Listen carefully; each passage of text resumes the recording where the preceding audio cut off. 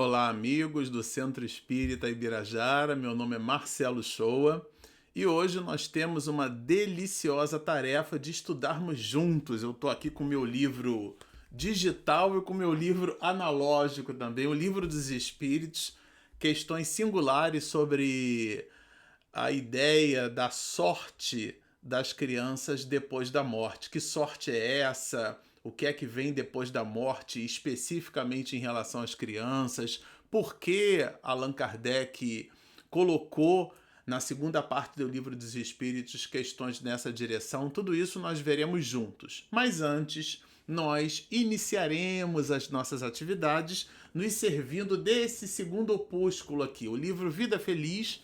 Trata-se de uma obra escrita pela pena segura do médium e humanista baiano Divaldo Pereira Franco, que se serve então, Joana de Ângeles, dessas possibilidades medianímicas e diz assim a entidade veneranda a todos nós. Quando estiveres a ponto de desistir de uma ação edificante, ora e continua até o fim. Quando te encontrares no momento de cometeres um erro, ora e desiste com tranquilidade. Quando perceberes que as forças não te auxiliarão no trabalho do bem, ora e reanima-te, chegando ao termo planejado. Quando fores aliciado para uma situação vexatória, ora e retoma o teu equilíbrio. Quando te sentires abandonado pela pessoa em quem confias ou a quem amas, ora e tem paciência, permanecendo no teu posto. Quando desarvorado desejes tombar sem mais estímulo, ora. E te serão concedidas as resistências para o triunfo. Não deixes nunca de orar. Vamos orar. Querido Mestre Jesus, Divino Pastor de nossas almas, aqui nos encontramos, conectados por esse ideal de serviço. Sejam as letras que se transformam em possibilidades de iluminação das nossas consciências, essa bússola segura, a de fato transformar em ações aquilo que foi depositado como miríades de luzes pelos espíritos de Skol na biblioteca do mundo espiritual superior, vertida homeopaticamente em livros para todos nós.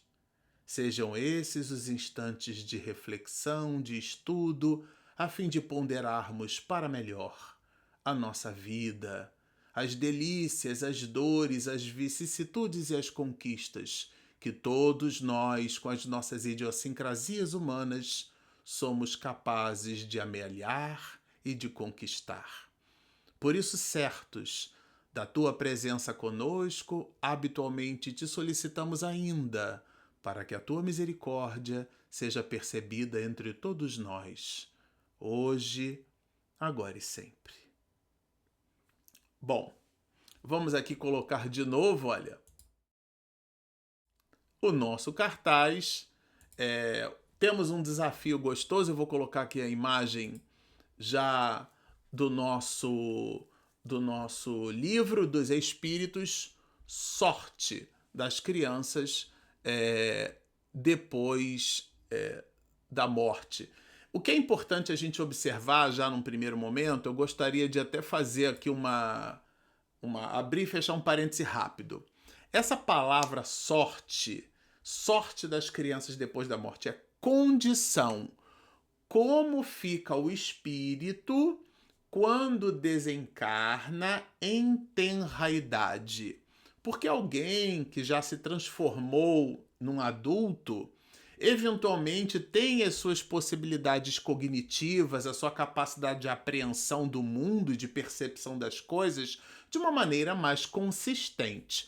A criança que visita ainda no seu processo natural de crescimento todos os elementos lúdicos que inclusive se transformam em saúde e aprendizado para essa própria criança, como fica esse espírito quando desencarna em tenra idade? Por isso, a obra traz aqui para nós justamente essa ideia, sorte das crianças depois da morte, isto é, como ficamos nós quando desencarnamos em tenra idade. E a primeira questão que o mestre de Lyon vai expedir às entidades venerandas é nessa direção.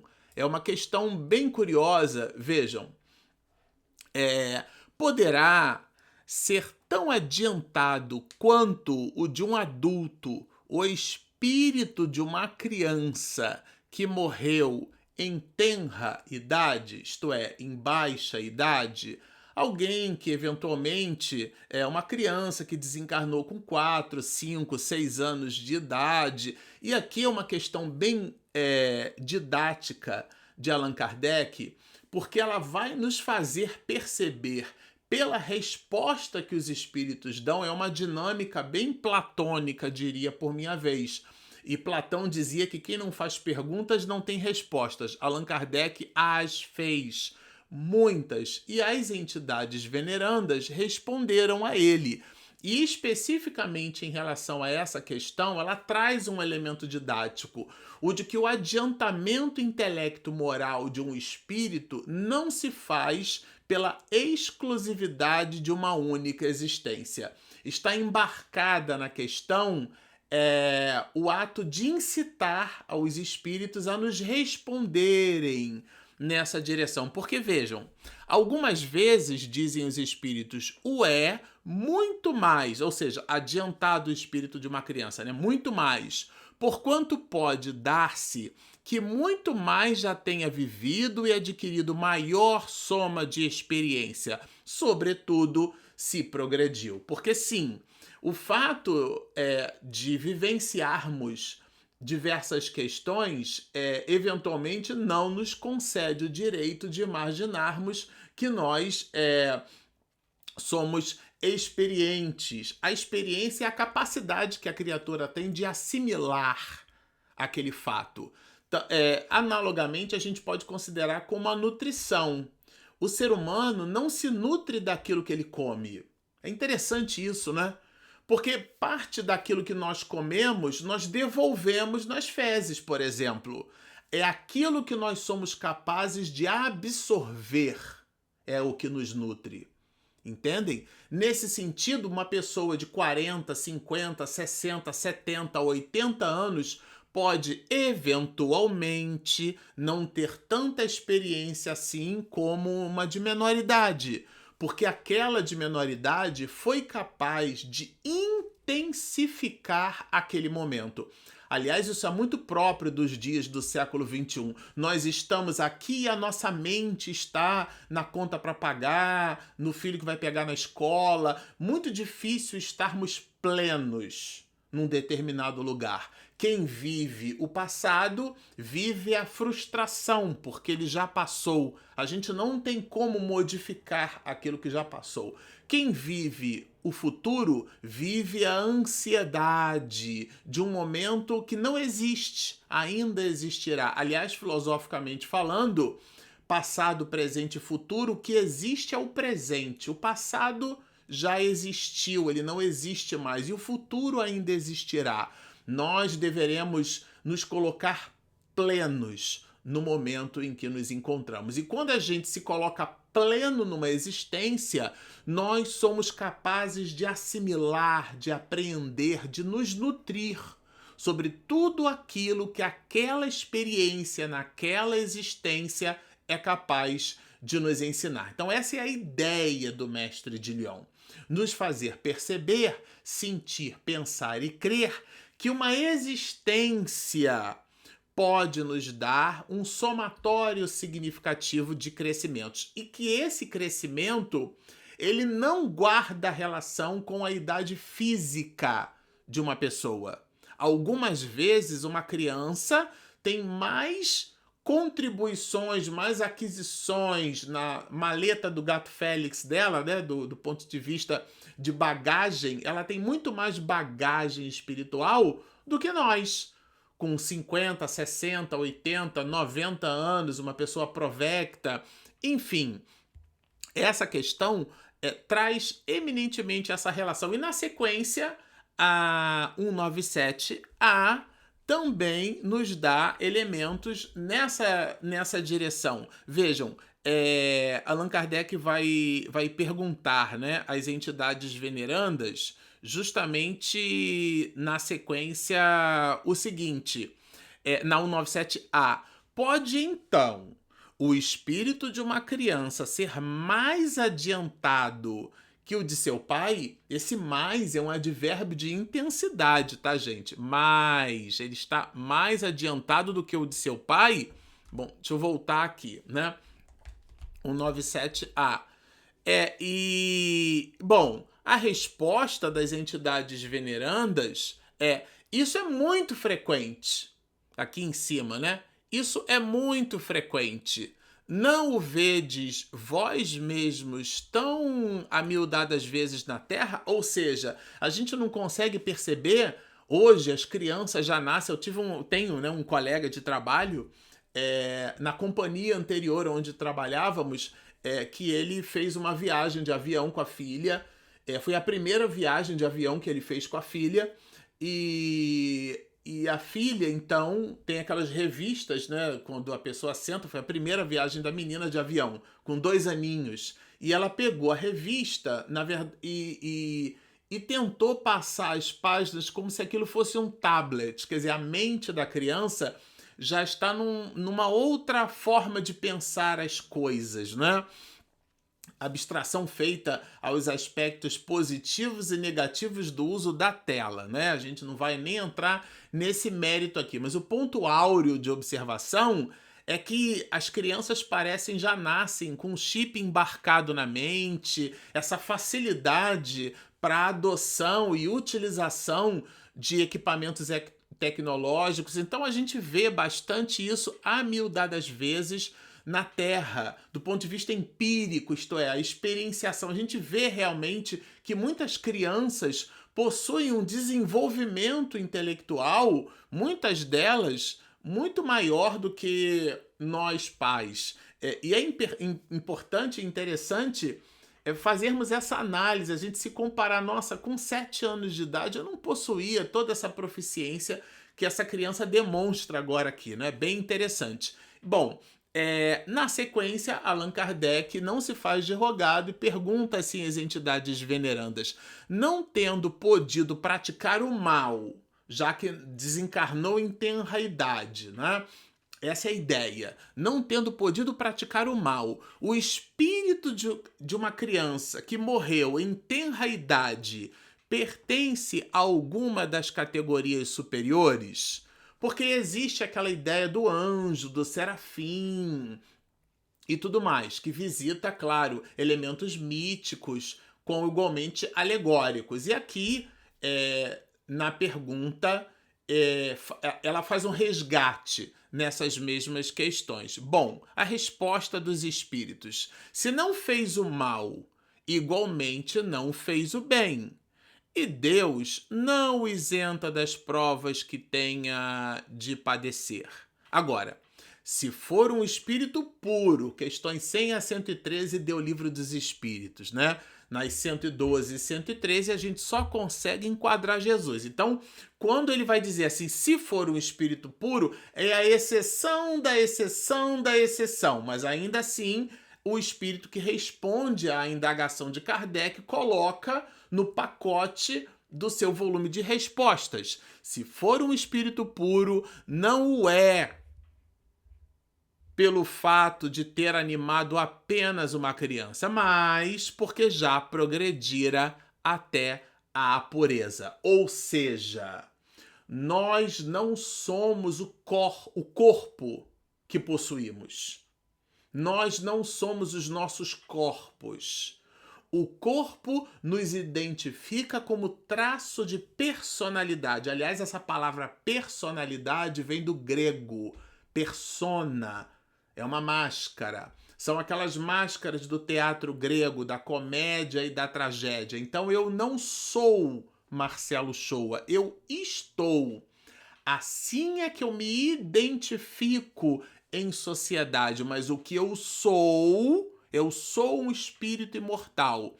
Então, animando o corpo de uma criança, trago comigo toda a valoração, o intelecto moral, todos os atributos, as qualidades e as questões que me tipificam como indivíduo. A palavra indivíduo em latim é aquilo que não se divide, a individualidade, o espírito, o princípio inteligente do universo que, estagiando nas mais variadas possibilidades, lembrando-nos André Luiz, em Evolução em Dois Mundos, as mônadas, as gônadas, os seres eucariontes e procariontes, ou seja, com ou sem estrutura nuclear pré-definida, no lugar de ter esses elementos autocentrados no núcleo da célula ou boiando no citoplasma, dando uma ideia já de evolução da célula, essa criatura unicelular, desde essas expressões até o momento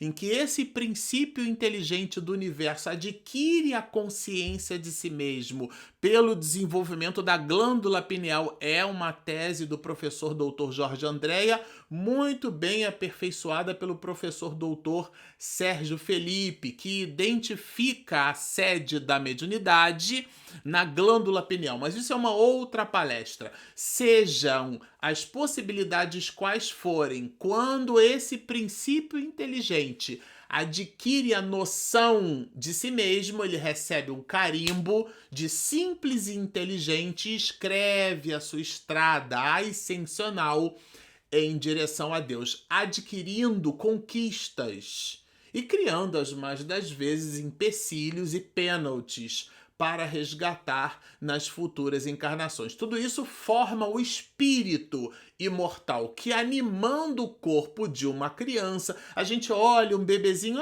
que gracinha, né? A gente pode nem imaginar que aquilo ali eventualmente foi um assassino numa encarnação passada, né? Claro, estou dando aqui uma abordagem trágica para que na diferença a gente consiga entender didaticamente do que se trata. Ou seja, nós fazemos uma avaliação pela imagem, pelo que a candura, a doçura, e há que ser assim mesmo, para que isso nos convide ao cuidado, a criança quando chora, a atenção que a gente quer dar, tá tudo certo, faz parte do pacote que Deus estabelece, mas a visão que a gente tem sobre aquela criança não exatamente configura o que a criança é. Trata-se ali de um espírito milenar, um espírito cheio de história, cheio de características e que a idade infantil mergulha no corpo, que vai tisnando as possibilidades, vai limitando, melhor dizendo, as possibilidades daquele espírito em manifestar-se plenamente. A gente fica com a impressão, a criança tem dificuldade de falar no início, fala trocado, tudo isso é porque os órgãos estão, esses órgãos, em processo de maturação, de aperfeiçoamento, até chegar na completude da encarnação, que visita ali perto dos 7 anos de idade, e depois do seu desenvolvimento pleno até a fase adulta, então o espírito se assenhoreia do corpo, e ali ele então é capaz de governar melhor, ou não, né? Ou desgovernar, dependendo do que a gente faz com o corpo, quando a gente deixa o estômago falar mais do que as nossas necessidades espirituais, quando a luxúria e o sexo falam mais do que exatamente os aspectos ético-morais que devem nos governar na atitude do cotidiano, seja por uma coisa ou por outra, nós não somos o corpo que possuímos. O corpo forma o indivíduo no sentido da personalidade, mas uma vez fora do corpo, nós somos e continuaremos a ser um espírito imortal. Por isso, se for um espírito puro, ele não é puro porque a criança é pura. Como Jesus que tomou no colo Inácio de Antioquia, quem não se fizer como um deste não entrará no reino dos céus, nos dando uma ideia pelo símbolo da criança, da pureza, o puro de coração, aquele que visualiza as coisas numa ordem diferenciada, num aspecto de moralidade pulsante. Caminhando aqui, a questão 199, a gente vai encontrar de novo, né, Allan Kardec conversando conosco e com as entidades venerandas, indagando-as e dizendo assim, tá ali no canto inferior direito da nossa tela. Por que tão frequentemente a vida se interrompe na infância? Porque a gente observa os natimortos. Inclusive, nós estávamos assistindo considerações do nosso Divaldo Franco e também lendo esse livro que será objeto de estudo nosso no ano que vem. Aqui já vou fazer já uma apresentação. A gente tem... Todo ano a gente estuda um livro de Manuel Filomeno de Miranda e esse aqui é um livro bem diferente, temas da vida e da morte. E aqui Manuel Filomeno Batista de Miranda, que eu gosto de chamar de Miranda, vai falar da desencarnação, o espírito que, assustado com os seus desafios, desiste da empreitada e então existe ali o fenômeno do natimorto. Seja por uma coisa ou por outra, Allan Kardec indaga as entidades venerandas porque, de um modo tão frequentemente é um advérbio de modo, né? A vida se interrompe na infância. E a resposta dos espíritos: a curta duração da vida da criança pode representar para o espírito que a anima, ou melhor, que a animava, já que já desencarnou, né? Já se deu, o complemento de existência precedente, interrompida antes do momento em que devera terminar. E sua morte, também não raro, constitui provação ou expiação para os pais. Sim, é uma provação, é uma expiação. Coloquei uma nota aqui, algo que foi interrompido, uma existência que foi interrompida. E eu me lembro muito fortemente de um amigo meu que era o primeiro filho e toda aquela expectativa, né? Então existiu ali naturalmente. Vou trazer a minha imagem aqui para o lado para ficar mais fácil da gente ler depois. Toda uma expectativa em relação à criança, então o bercinho que foi comprado, as roupinhas que foram compradas, aquela roupinha de pagão que se chama, roupa que sai da primeira roupinha que a criança vai usar, e aí você lava com sabão de coco especial, né, ou com outro produto, passa a ferro, esteriliza, todo aquele ritual quase, né, que muitos de nós fazemos para receber o primeiro filho. E a mulher toda empolgada, 3 meses de gestação, 4 meses, 5, 6, 8, 9 meses, quando a criança vai nascer, a criança nasce morta. E existe um choque em muitas mulheres, em muitos homens, no casal, em função dessas características, como a gente desbalança a roseira, né, do emocional do casal. Então, certamente, isso pode representar, não é que sempre representa, gente, não é isso, pode representar. Também, não raro, constitui provação ou expiação para os pais. Então, para o espírito, pode ser aquele mergulho temporário num corpo de carne para interfaceando com a realidade anatomobiológica, aquele espírito refazer a tessitura espiritual. Vou explicar.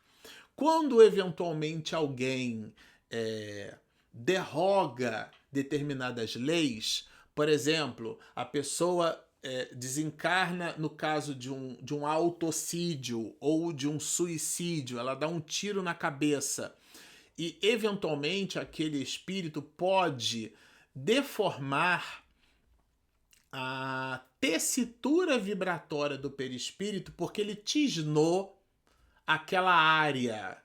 Então, o professor doutor Jorge André, que citávamos, ele tem uma ideia, um conceito que ele inclusive explora no livro Forças Sexuais da Alma, de vórtices de energia. Como se você pegasse leite, colocasse ali um Nescau, mexe e aquilo forma um redemoinho, né? Aquela força mecânica. São vórtices de energia. Nós temos plexos, inclusive, quando a gente pega o livro do Giacomello e estuda a técnica dos passes, a gente se serve bastante dessa ideia.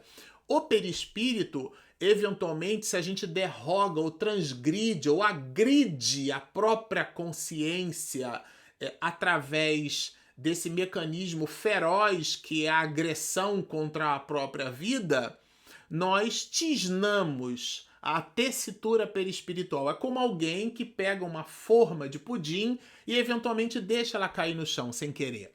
E aí ela faz uma moça, um amassado. Se você fizer o pudim com a forma amassada, quando você tirar a forma, o pudim vai ficar com a forma da forma.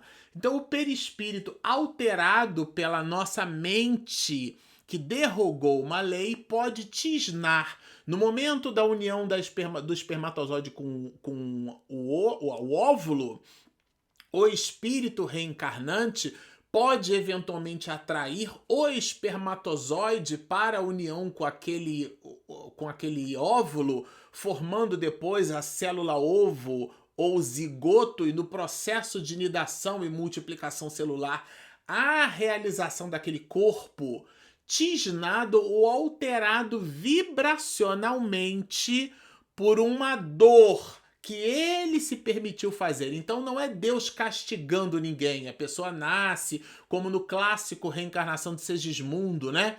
Então, nesse sentido, nós alteramos, que o perispírito, o professor Hernani Guimarães Andrade vai chamar de modelo organizador biológico. Então o perispírito é uma espécie de forma, e o corpo fica com a forma da forma. Quando essa forma, que é o perispírito, teve uma alteração, uma moça, um amassado, né? Vou colocar aqui bem entre aspas, por conta de uma ação anterior ruim, aquele corpo vai guardar relação com essa alteração de psiquismo.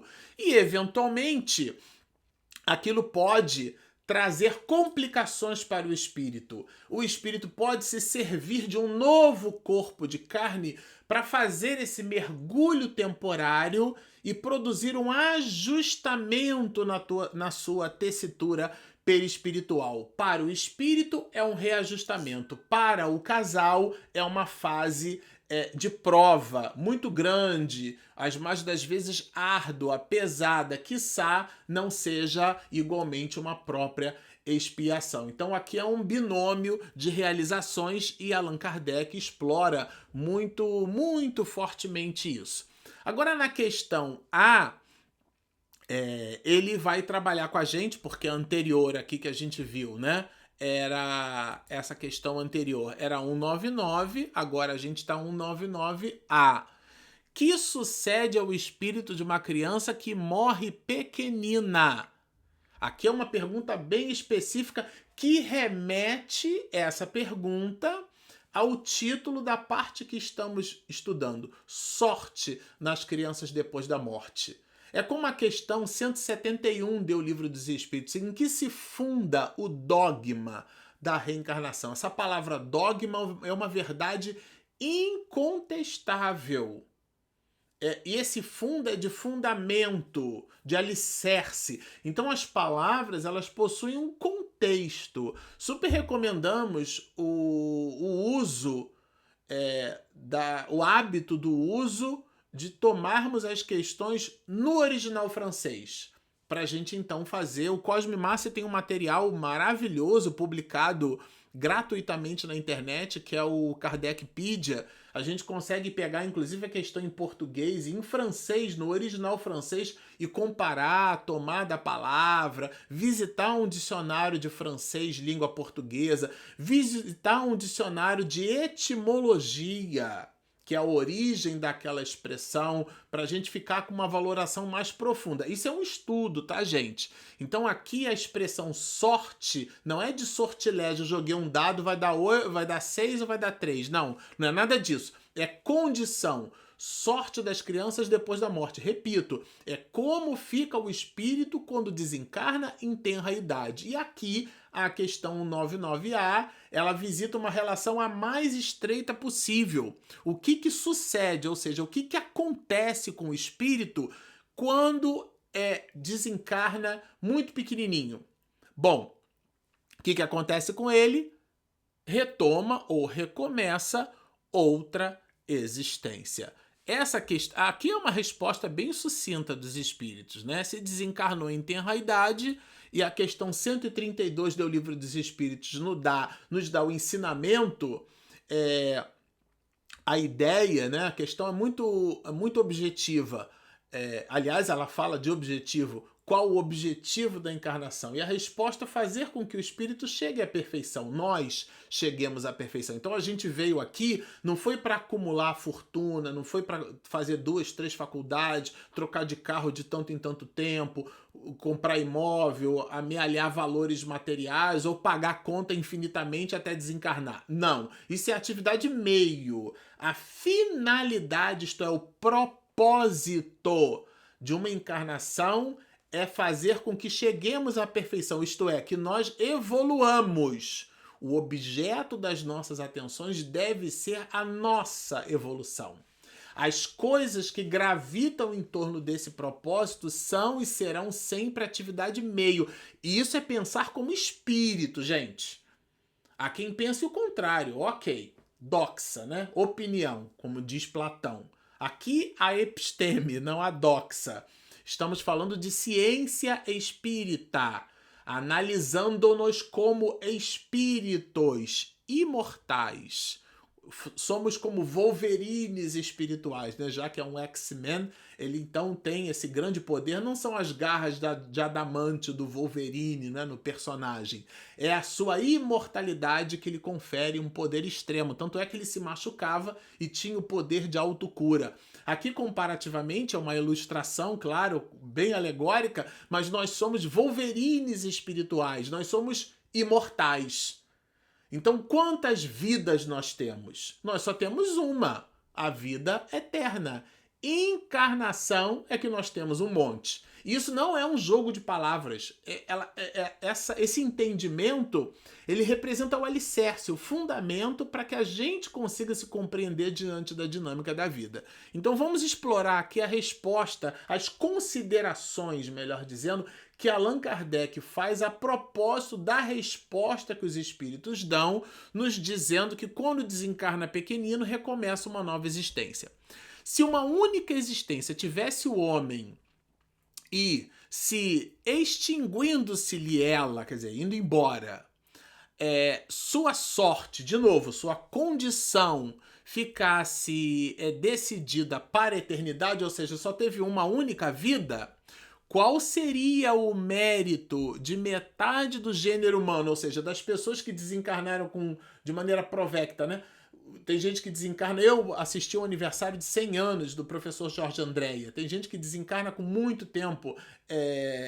Chico Xavier e Divaldo Franco desencarnaram nonagenários. E uma pessoa que desencarna com 4 anos viveu o quê? Né? Essa é a reflexão, essa é a comparação. Qual seria o mérito de metade do gênero humano da que morre na infância para gozar sem esforços da felicidade eterna e com que direito se acharia isenta das condições, às vezes tão duras, a que se vê submetida a outra metade? Isto é, uma pessoa viveu 4 anos, um indivíduo, e aí vai para o reino dos céus, fica ali tocando harpinha com os anjos. O outro viveu 60, 70, 80, 90, 100 anos. E aí ela, como diz o ditado, come o pão que o diabo amassou ainda vai para o purgatório, dependendo da análise de algumas abordagens religiosas. Então Allan Kardec faz essa comparação. Semelhante ordem de coisas não corresponderia à justiça de Deus. É uma visão aqui bem aristotélica, né? Que é uma visão de equidade. Porque justiça não é dar as mesmas coisas para as pessoas. É dar aos desiguais na medida das suas desigualdades, né? Bem aristotélico isso. Ou seja, o direito de ir e vir que está previsto no capítulo 1º da Constituição Federal, esse direito, ele é exercido ao cadeirante diferente daquele que vai exercido por uma pessoa que eventualmente tem dificuldade de locomoção, é cego, ou que não tem exatamente uma dificuldade de locomoção, mas tem uma dificuldade tátil, enfim. Todos nós possuímos as nossas características. O direito é o mesmo, mas a gente dá aos desiguais na medida das suas desigualdades. A distribuição, o nome disso chama-se equidade. Com a reencarnação, a igualdade é real para todos. Todos nós temos, dentro da dinâmica que Deus estabelece, os mesmos direitos. O futuro a todos toca sem exceção e sem favor para quem quer que seja, ou seja, não tem criatura VIP, a lei é a mesma para todo mundo. Ela é uma regra. É como se fosse um jogo de xadrez, né? Os movimentos são os mesmos para todos os jogadores e o relógio conterá o mesmo tempo para ambos os jogadores. Aqui é uma metáfora que a gente colocou. Forçoso é que o homem tenha o merecimento de seus atos, como tem deles a responsabilidade. Então, nesse sentido, o merecimento ele é uma palavra genérica, esse merecimento. Porque eu posso, se eu tive um ato bom, eu mereço coisas boas. Se eu tive um ato ruim, eu sofro o revés pelas consequências. É como alguém que come a feijoada da insensatez e depois tem a indigestão do próprio movimento que fez, porque usou e abusou do estômago. E a responsabilidade dialoga com a autonomia que cada um de nós tem para agir segundo as suas compleições, né? Não é racional considerar-se a infância como um estado normal de inocência, não. O espírito não é inocente. Ele tem uma dificuldade de manifestar-se naquele corpo em desenvolvimento. Isso é diferente. Então aqui Kardec raciocina na contramão do senso comum, que acha, que gracinha, que bonitinho, nada. Aquilo ali é um espírito milenar.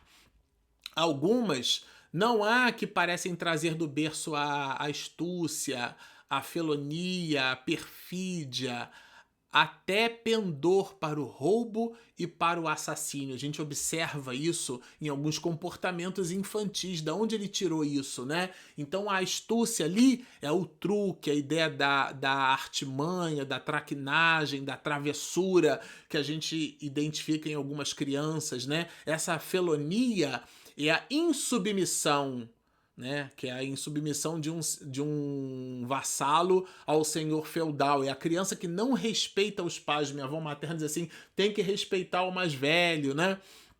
E a perfídia, a ideia do pérfido, do enganador, do traiçoeiro, do infiel. Como a gente identifica isso em algumas crianças? Da onde tirou essa criança que não teve experiência de vida para construir esse tipo de comportamento, né? E o roubo, a ideia da apropriação indébita do bem alheio. O brinquedinho eu quero para mim, e a criança pega o brinquedinho na escola e você revista a mochila da criança e vai observar ali uma borracha que não é dela, um lápis que não é dela, um brinquedinho que não é dela.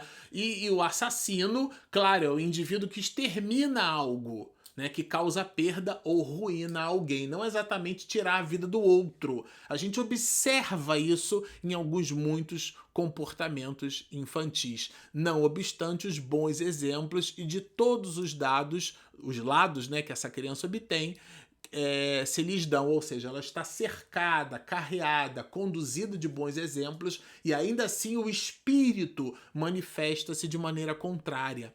A lei civil as absorve de seus crimes. Claro, o Estatuto da Criança e do Adolescente vai preservar essa criança. tá certo?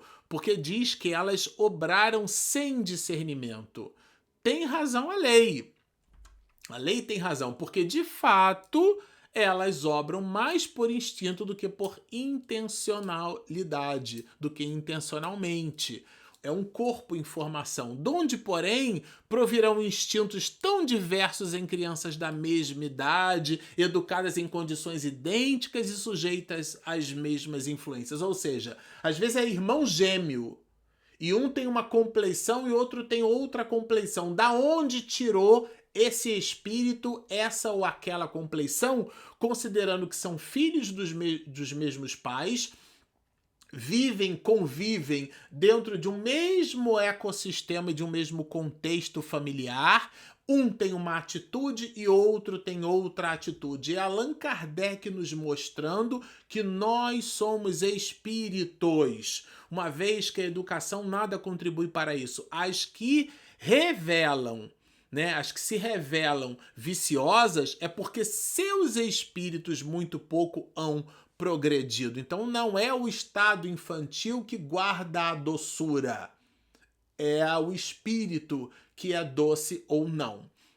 Sofrem então, por efeito dessa falta de progresso, as consequências, não dos atos que praticam na infância, mas dos de suas existências anteriores. Porque o espírito que gostou daquele comportamento, porque é isso. A pessoa teve uma experiência como um nobre. Nossa, que delícia! Então ela chega em casa, é uma criança de 4, 5, 6, 7 anos mandando em todo mundo. Né? E há pais, inclusive, que obedecem aos seus filhos. Aqui é uma relação de autoridade, não é autoritarismo. Nós, pais, deveremos exercer autoridade. Há uma campanha da Federação Espírita Brasileira, uma campanha de evangelização, é da década de 70, do século passado, mas ela é extremamente atual. A criança e o jovem reclamam direção no bem.